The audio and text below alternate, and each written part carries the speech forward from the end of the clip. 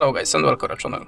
Today I will show you how you can perform a reverse Google image search on your Motorola ThinkPhone. So on this phone there is two ways for it, by the Google Lens and by the web browser. We'll start from the Google Lens method. So we have to open the Google Photos app.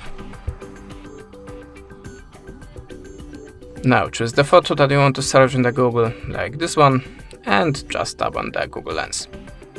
And now Google looking automatically for the similar photos. As you can see, there we have a visual images, and that's it.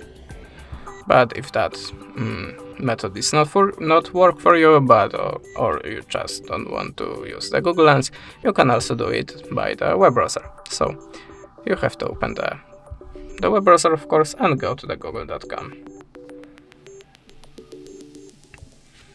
Now it's very important step, go to the settings of your web browser and switch the web browser to the desktop side. Then tap on the camera icon and choose upload a file. Now choose the photo like before and click done.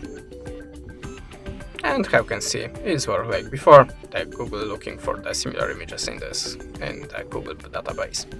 That's it. Thanks for the watching, leave us a subscribe, comment, and goodbye.